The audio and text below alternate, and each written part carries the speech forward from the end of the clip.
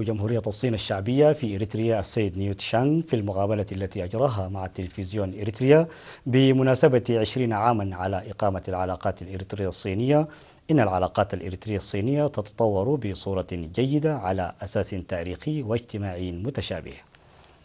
وأوضح أن علاقات الشعبين الإريتري والصيني ظلت منذ قبل الاستقلال في ترابط ثقافي وتاريخي متماثل، مشيرا إلى أن اعتراف الصين من ضمن الدول الأوائل باستقلال وسيادة إريتريا وإقامة علاقات دبلوماسية معها ينطلق من العلاقات الشعبية بين البلدين. وأكد على إقامة علاقات وطيدة بين إريتريا والصين في السنوات العشرين الماضية على أساس الشراكة، والذي يمهد لتعاون أوسع، موضحا بأن الصين تنظر بتقدير وإعجاب التقدم الذي أحرزته إريتريا في السنوات العشرين في مختلف المجالات، خاصة في البنى التحتية والتعليم والصحة. وأوضح سفير جمهورية الصين الشعبية السيد نيوت شانغ بأن الإنجازات التي حققتها إريتريا لتحقيق الأمن الغذائي بالاعتماد على الذات والقيادة الرشيدة والشعب المجاهد يعتبر مثالا، ويؤشر ذلك مع حملة تنمية القدرات البشرية الجارية إلى مستقبلها المشرق. هذا وقدم السفير الصيني التهاني والأمنيات الطيبة من شعب وحكومة جمهورية الصين الشعبية لإريتريا وشعبها بمناسبة الذكرى 22 لاستقلال إريتريا. عقد سفير إريتريا في بريطانيا السيد تسفميكيل قراهتو مؤتمرا صحفيا في لندن بمناسبة عيد الاستقلال، حضره حوالي 20 من وسائل الإعلام العالمية والدبلوماسيين وممثلي شركات التعدين. وقدم السفير تسفميكيل توضيحا في المؤتمر الصحفي حول مسيرة بناء إريتريا والنجاحات مقارنة مع التحديات، ودور السلام والاستقرار في التطور والازدهار، إضافة إلى السلام في الإقليم. وأوضح بأن الحكومة تضع الكرامة الإنسانية والرعاية الإنسانية وتطور الإنسان ضمن أولى أولوياتها، وقد حققت في سنوات الاستقلال 22 الماضية إنجازات مشهودة، وإن لم تكن بالمستوى المأمول بالموارد المتوفرة. وقال إن المؤامرات والعدائيات المتقيرة لم تعطل مسيرة التنمية، وأن إعادة البناء في إريتريا يعكس روح التصدي القوية للشعب الإريتري، مؤكدا بأن الإنجازات التي تحققت في الصحة والتعليم ومياه الشرب الصالحة والاتصالات والمواصلات عامة وأهداف تنمية الألفية هو نتاج ذلك. وأوضح بأن التصريحات التشويهية من بعض وسائل الإعلام والمؤسسات العامة تحت غطاء حقوق الإنسان لتشويه صورة إريتريا باختلاق الاتهامات الكاذبة هي جزء من حملات قوى المصالح الخاصة لإركاع شعب وحكومة إريتريا وفرض أجندتهم الجيوسياسية.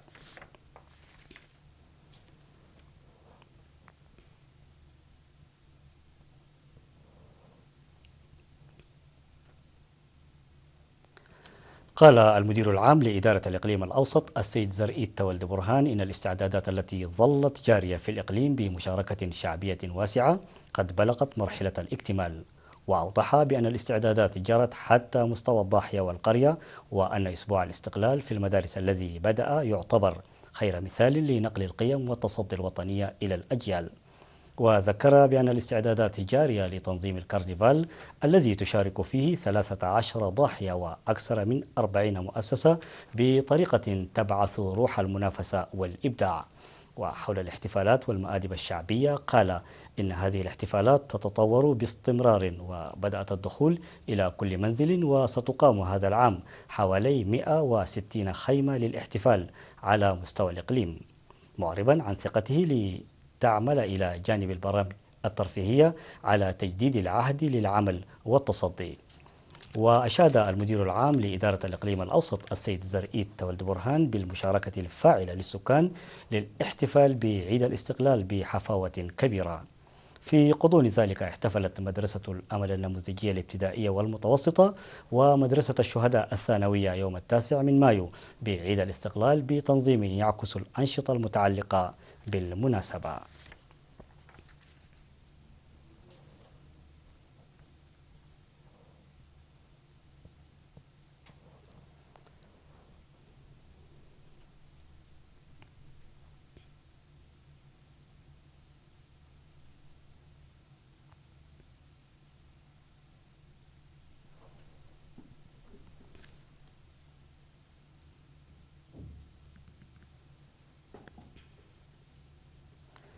قال مدير مدينة كرن السيد تكئي قلتا بأن جهود مشجعة قد نفذت في المدينة خلال سنوات الاستقلال لإرساء الخدمات الاجتماعية، وأوضح بأن المدارس المقتصرة في أماكن محددة بالمدينة كان 8 مدارس وواحدة ثانوية ومدرستين متوسطتين قبل الاستقلال، وقد ارتفعت حاليا بنسبة 700% لتصل إلى 60 مدرسة من رياض الأطفال وحتى المرحلة الثانوية.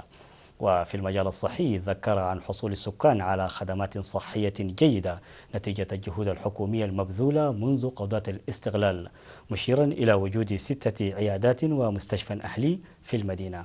وقال إن المدينة تحصل على المياه من آبار موجودة في الأودية، ويواجه السكان نقصا في المياه في موسم الصيف لانخفاض مياه هذه الآبار، ويتم بناء خزانين بالقرب من مريم دعاريت للتخفيف من المشكلة.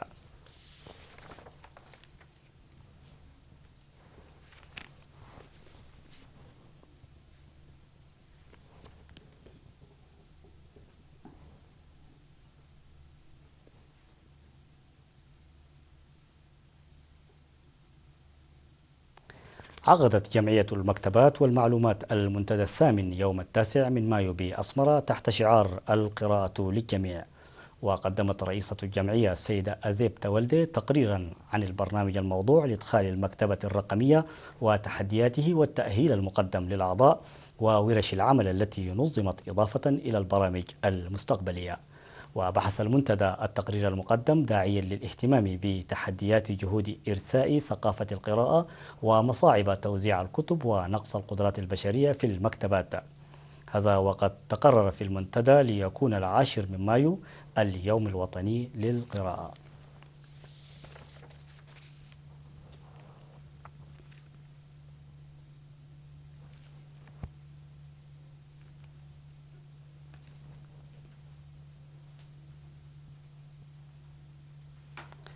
أوضح مدير مدرسة السقوم المتوسطة والثانوية بضاحية جرنفيت في مديرية عالي القاش الأستاذ رؤسوم عقبة جابر بأن الجهود تبذل لرفع كفاءة الطلاب، وذكر عن افتتاح مركز يحتوي على 30 جهاز حاسوب جديد إلى المدرسة والذي سيساهم كثيرا في العملية التعليمية، مشيرا إلى أن مبادرة سكان كرنفيت لشراء محرك للطاقة الكهربائية للمركز يبين مدى اهتمامهم بالتعليم. وأوضح الطلاب بحري لقام وسنايت رأيا وملء برهان سقاي أن إرساء مركز لتعليم الكمبيوتر في مدرستهم سيرفع من قدراتهم التنافسية.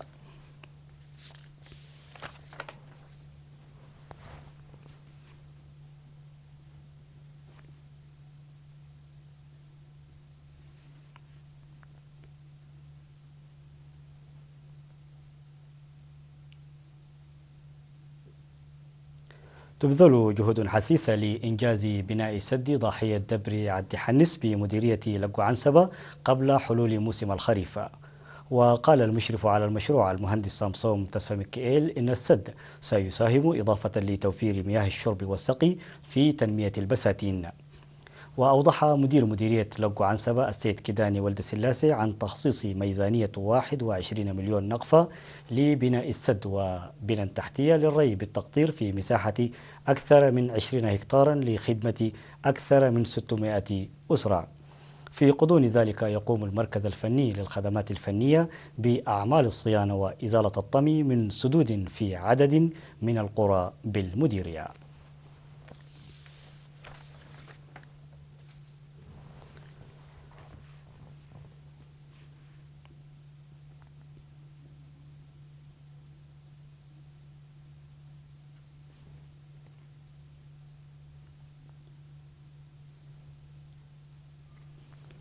أوضح عضو وزارة الزراعة في مديرية نقفة السيد آدم محمد أن جهود إعادة الغطاء النباتي وتحقيق الأمن الغذائي في المديرية حققت نتائج جيدة على البيئة والتنوع الإحيائي، وذكر عن نمو الغطاء النباتي في محميات بقلة وماريت وظهور الحيوانات البرية وتكاثرها نتيجة ذلك، مؤكدا على نمو أشجار الزيتون البري التي كانت توشك على الانقراض.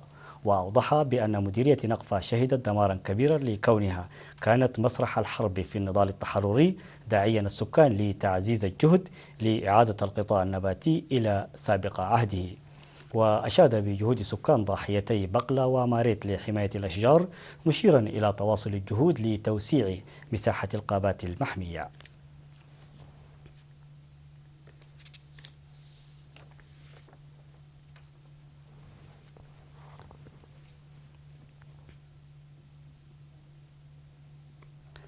مرحبا بكم من جديد. وعلى الصعيد العالمي، قالت الشرطة يوم أمس الخميس إن مسلحين نيجيريين قتلوا 46 شرطيا في كمين بولاية ناسارو بوسط البلاد هذا الأسبوع. وقال حاكم الولاية إنه يعتقد أن جماعة محلية مغمورة تقف وراء الهجوم وليست جماعة بوكو حرام. وتشن جماعة بوكو حرام أعمال عنف وتمرد في نيجيريا منذ 3 سنوات، وتنشط جماعات أخرى في مناطق شمالية أبعد من نيسارو. ويشتبه في أنها شنت هجوما داميا على مدينة باما في شمال شرق البلاد يوم الثلاثاء أيضا. واختصر الرئيس النيجيري جودالاك جوناثان زيارته لجنوب أفريقيا وناميبيا ليعود إلى البلاد يوم الخميس لمتابعة الجهود لاحتواء التهديدات التي تواجه الأمن في نيجيريا.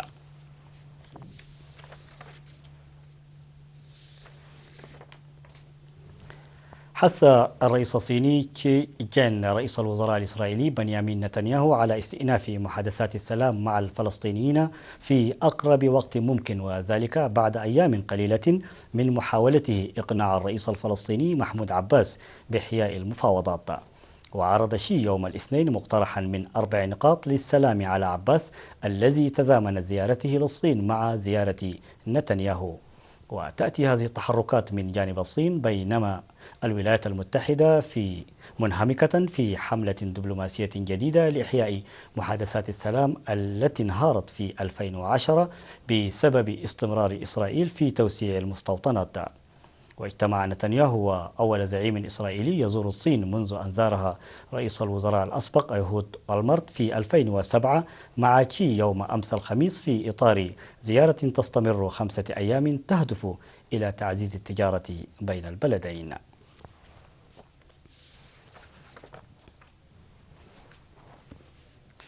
قال الرئيس الأفغاني حامد كارزاي إن حكومته قد تسمح للأمريكيين بالاحتفاظ ب9 قواعد في أفغانستان بعد انسحاب حلف الأطلسي من البلاد العام المقبل.